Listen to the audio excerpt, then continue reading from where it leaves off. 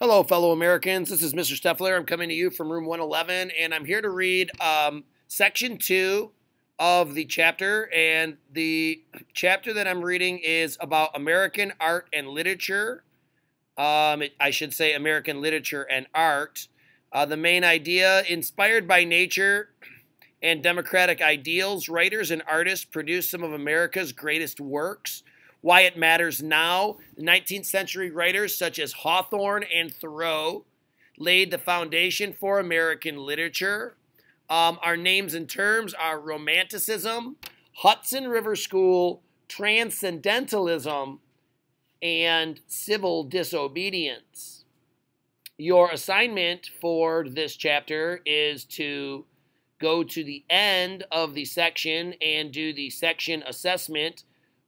Numbers 1, 2, 3, and 4. I've already identified your names and terms in the note-taking. You must make a T-chart with the writer and his or her work on the other side. You must answer these 3 questions. What is Romanticism and how did Americans adapt it? Number 2, what is civil disobedience? And what did Thoreau do as an example of it? And number 3, how did the writers of the mid-1800s shape modern literature? Critical thinking: why do you think the literature and art of the mid-1800s is still valued? Think about the way they feature the U.S. in history and in culture. They're universal themes that relate to all people and all time periods, and the way they reflect changes happening at the time.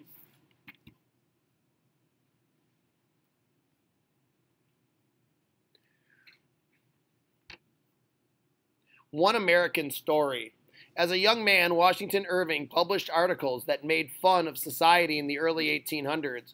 Although he studied to be a lawyer, he eventually made writing his full-time career.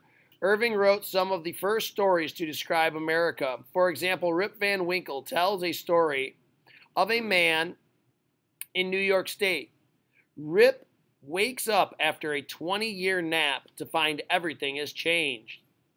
He goes to an inn which once had a picture of King George on its sign. The red coat was changed for one of blue and buff. And the sword that was in his hand there was a sword in his hand instead of a scepter. The head was decorated with a cocked hat, and underneath, printed in large letters, was General Washington. While Rip slept, the Americans had fought and won the Revolution. Irving's work helped to win European respect for American writing for the first time. This section discusses other individuals in the 1800s who created uniquely American literature and art. Writing about America. Irving and other writers were influenced by a style of European art called Romanticism. It stressed the individual, imagination, creativity, and emotion. It drew inspiration from nature. American writers turned their interest in nature into a celebration of the American wilderness. Many books featured the wilderness. James Fenimore Cooper wrote 5 novels about dramatic adventures in the wilderness. Scout Natty Bumppo. One that remains popular is The Last of the Mohicans. Francis Parkman wrote a travel book, The Oregon Trail, about the frontier trail. In addition, writers began to use a more American style. A teacher and a lawyer named Noah Webster gave guidelines to that style in his American Dictionary of the English Language. Webster first published the dictionary in 1828. He later revised it in 1840.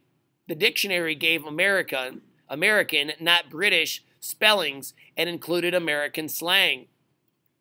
Other writers besides Irving celebrated America's past. Henry Wadsworth Longfellow wrote many poems and retold stories from history. For example, Paul Revere's Ride depicted the Revolutionary War heroes' ride to warn of the British attack.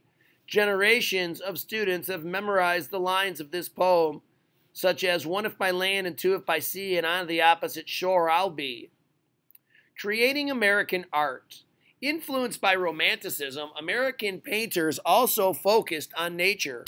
One group of painters worked in the Hudson River Valley in New York State. The Hudson River School artists painted peaceful landscapes of mountains, forests, and rivers. Several members of the Hudson River School traveled to find more exciting scenery.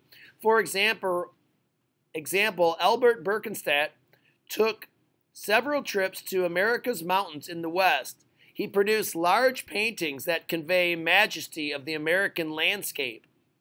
Other artists went into the West. John James Audubon came to the United States from France at age 18. Traveling across the continent, Audubon sketched birds and animals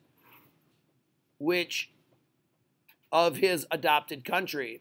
Enslaved African Americans also created American art. They made beautiful baskets, quilt, and pottery. Most of these slaves remained anonymous, but one did not. David Drake worked in South Carolina in a pottery factory, and he signed the pottery he created. He was the only factory worker to do so. Following one's conscience. By the 1840s, Americans took pride in their emerging culture. Ralph Waldo Emerson, a New England writer, encouraged this pride. He argued Americans should cast off the European influence that developed their own beliefs.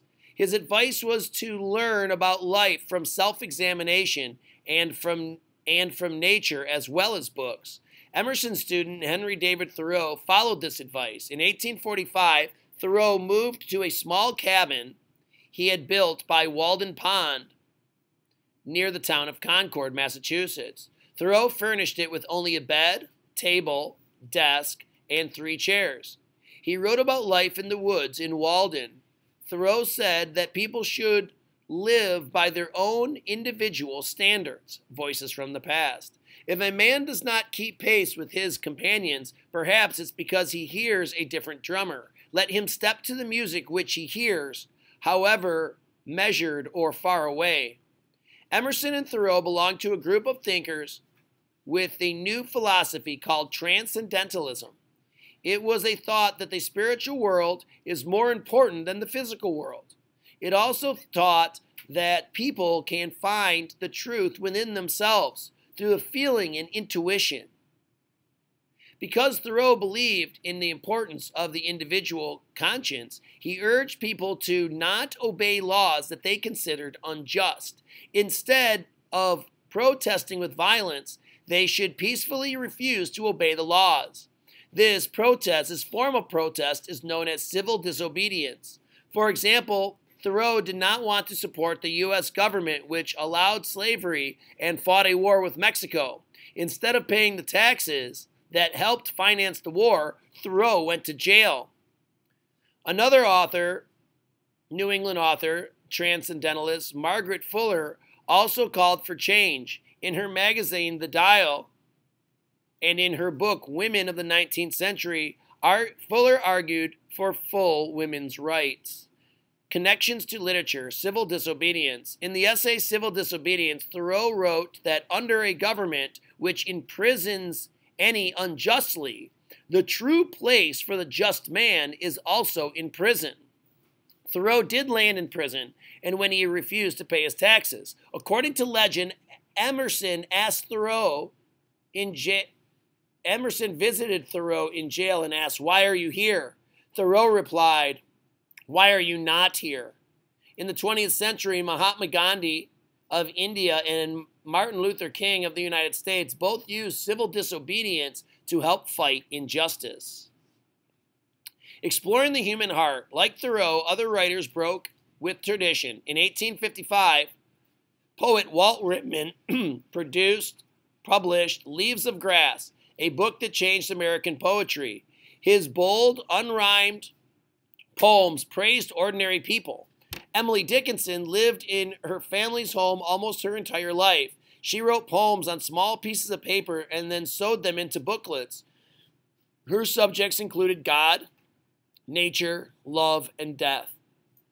Most of her 1,775 poems were published only after her death. Both Whitman and Dickinson shaped modern poetry by experimenting with language. Fiction writers in the 1800s also shaped American literature. Edgar Allan Poe wrote terrifying tales that influenced many of today's horror writers. He wrote the first detective story, The Murders in Rue Morgue. Nathaniel Hawthorne depicted love, guilt, and revenge during the Puritan times in The Scarlet Letter. This novel shows the harsh treatment without mercy can lead to tragedy. Hawthorne may have learned his lesson from this family's history. One of his ancestors was condemned people at the Salem witch trials.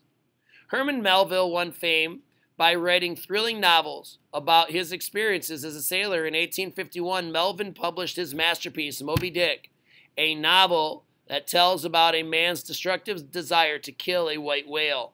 Although the novel was not popular when it was published, it is widely read now. Several movie versions do exist. These fictional writers portrayed the harmful effects of cruel actions. Other people thought that individuals could alter society for good. Section 3, you will learn about those reformers. Gifts on Poe's grave. Every year, a mysterious figure dressed in black celebrates Edgar Allan Poe's birthday. He leaves 3 roses at the author's Baltimore grave at 3 a.m. The puzzling tradition began in 1849, exactly 100 years after Poe's death. In 1993, a new black-cloaked visitor took over the tradition. The person who began the ritual was ill and later died in 1899. Although many witnesses watch the ritual each year, none ask the visitor's name. Poe's fans have always liked mysteries. Thank you for listening. Please complete your Section 2 assessment, terms and names, taking notes, main ideas, and critical thinking.